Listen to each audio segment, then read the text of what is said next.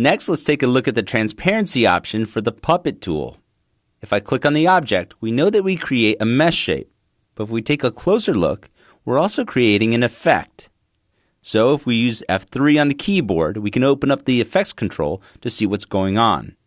I'll close down the timeline so we can see a little more of our composition window, then use Option / or Alt / on a PC to fit this to the size of the window.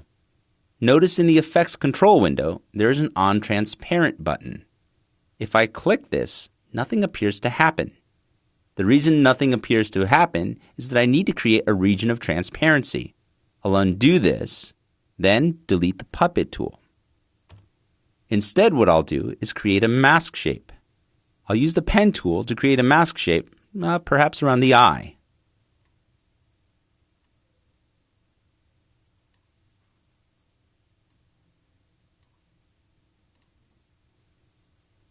I'll set the mask shape to none,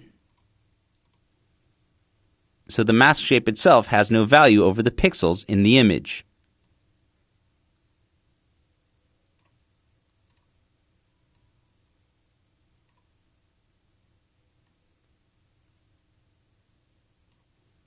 Now, with the mask shape created, I'll use the pin tool and click inside the mask shape.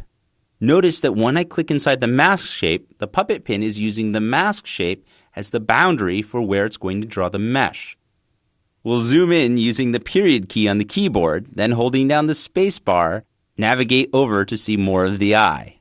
You can see all of the different triangulation that occurs around the eye, and maybe we don't need as much, or maybe we need more.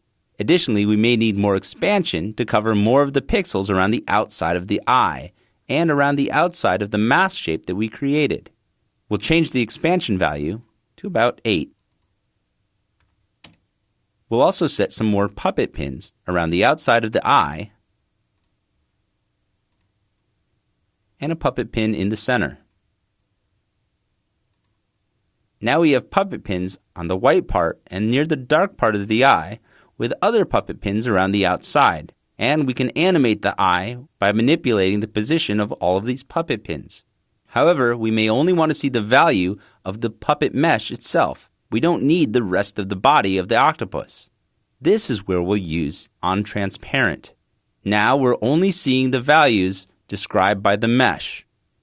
If we need to see more, we can change the value here and increase or decrease the value of our mesh shape. Again, we're going to be moving this, and we're actually moving the pixels underneath as well. We're just not seeing them because we have On Transparent turned on. Of course, we still have the option to add the other pins as well. Let's take a look at some of those other pins by checking out the last in the set, the Starch tools.